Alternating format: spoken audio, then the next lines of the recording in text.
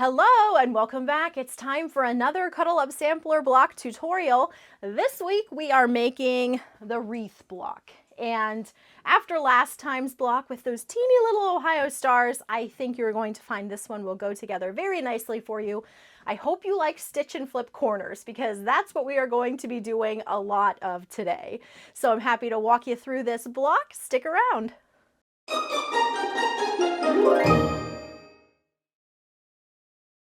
Go ahead and grab your Cuddle Up Sampler pattern book. If you are new to this sew along, I have the information to join in at any time linked in the description box below.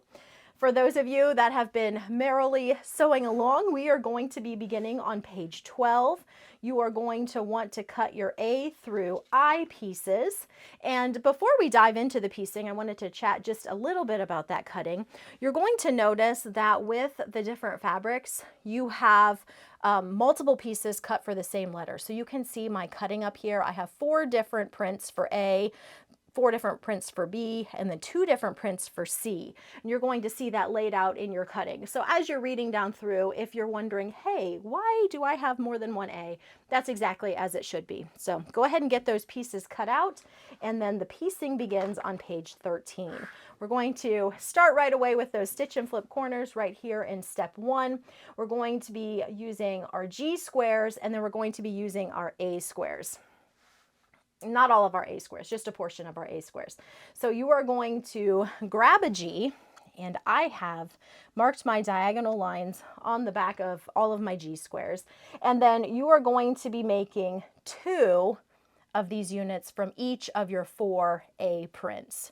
And what we're going to do is we're going to be adding stitch and flip corners to just 1 corner of each of those prints. So you'll go ahead and place your G square right sides together with your A square. Sew on that marked diagonal, press everything out, make sure everything lines up nice and tidy, and then trim out those bottom 2 layers. Now you're going to see that for these units, we are pressing the seams open. So when I press open, I do exactly like I just said, and then my final step would be to go back and press that seam open. I don't, try to press it open prior to that. That would be the final step. So you will do 8 units, 2 from each print.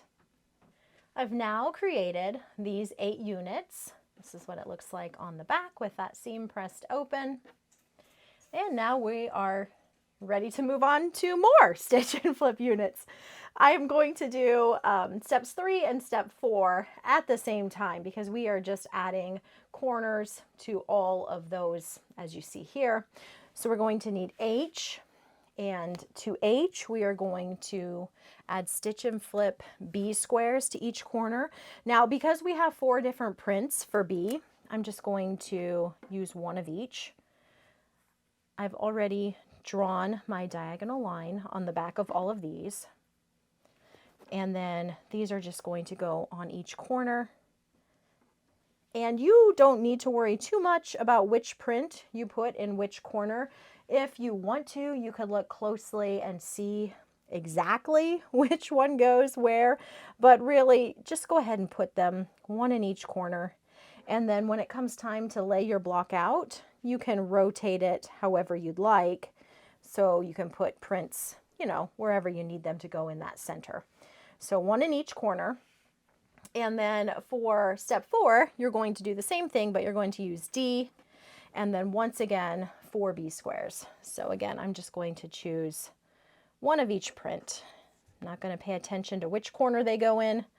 Just lay these out, and then we're going to do stitch and flip corners for both of these. Okay, so that's those. Pay attention to the direction your diagonals are going. The other thing I want to talk about a little bit is the pressing. So on this larger piece, we are pressing these seams open. So just like we did for these, press the seams open.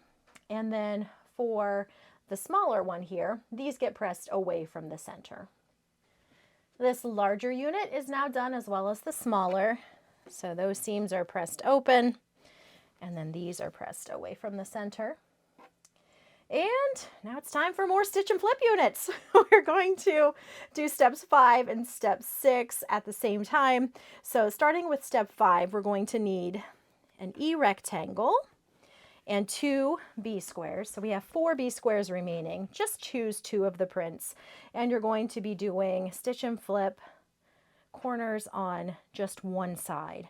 Pay attention to the way you have your piece laying. So I have my shorter side here and the longer side here. So shorter side here, longer side here. And we're putting stitch and flip corners on the right side when it's oriented that way. You don't want to put them both on the longer side. So we don't want this. We do want this.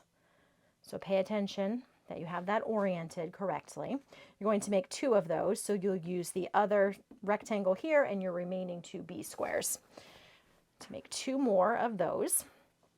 And then in step 6, you are going to be using a C rectangle and then 2 F squares.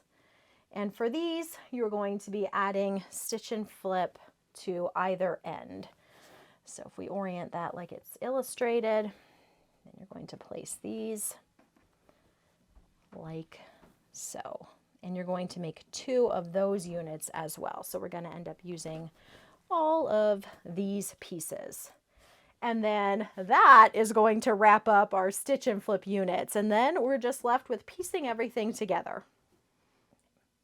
These pieces are done now. I did want to chat just a bit about the piecing on the back of this unit here.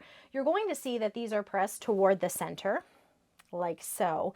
And when I press those toward the center, what I do is I will still go ahead and do the stitch and flip method like I always say. You sew on the marked diagonal line, press away from the center, make sure everything lines up, trim out those bottom 2 layers, and then after doing that, I go back in and I press that in the other direction.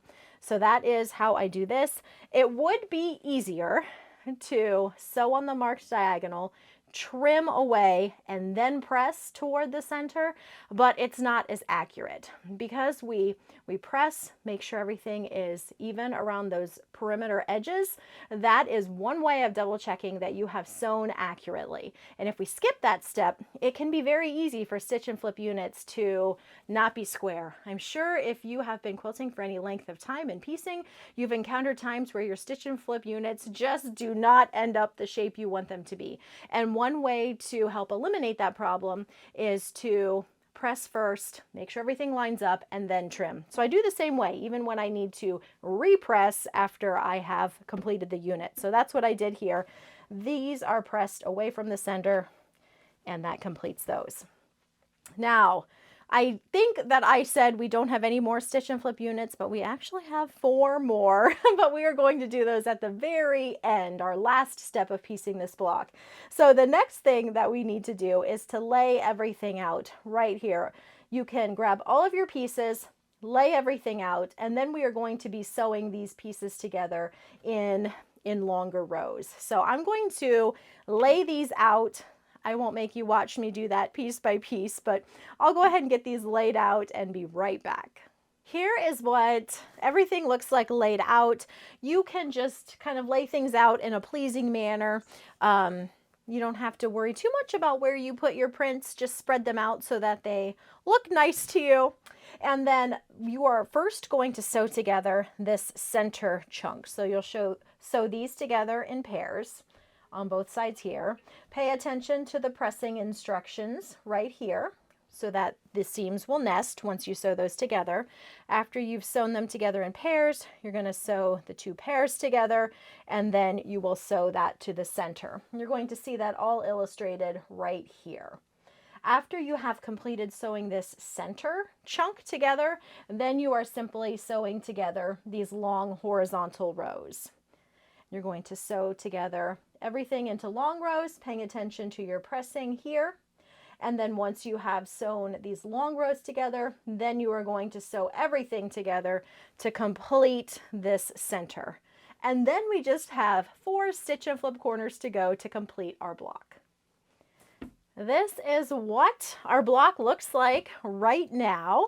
And the last thing that we need to do is sew our stitch and flip corners to each corner of our block to complete this block. So you're going to place these around like so. Sew on the line, press away, and then trim out those bottom 2 layers. And then our block will be complete. Before I go and sew that, I want to talk about these intersections here a little bit. These guys in through here. This is going to be the hardest part of this block, is lining these up. Now, I am pressed for time today, so I didn't go back and redo some of my intersections. I plan to, but it's going to have to wait just a little bit. I'm also not a pinner, so I was hoping I could just not pin, wing it all together, and everything would match up. Sometimes it does. Today was not one of those days. So I would recommend pinning your intersections to make sure that these line up nicely. You can see that I didn't pin and they just didn't quite land where I want them to. So I'm going to redo. I'll probably redo this one for sure right here. This one down here, you know, maybe I'll let that one sit for a couple days and decide if I need to redo that one. But this one up here does bother me. So I'm going to redo that one. If you pin, you should be able to avoid having those not line up. It's one of those instances in piecing where we don't have a nice butting up of the seams. These angles come together and there's no lefty righty butting up like what we really like to have in piecing. So pinning is gonna work in your favor right there for any of these intersections here. So something to keep in mind when you start piecing those. For me, I am going to go ahead and add these corners so that you can see what this block will look like finished. And then when I get a little minute later on, probably in a couple days, I will go back and redo those intersections so that they line up nicely. Hopefully I can show you that update in the next block tutorial video. And here we have our mostly completed wreath block. I say mostly completed because I think I am for sure going to go in and adjust at least that seam right there. That one is the one that's bothering me. One tip I do have, if you ever sew something together like this and you have some seams that are a little bit, having a little extra personality for you, if you let it sit for a couple days and then if it still bothers you 2 days from now, then you know it's going to continue bothering you and you can adjust that seam. If you let it sit for 2 days, you look at it again and you think, that's not so bad, I can live with that, then maybe that's a seam that you don't need to worry about fixing.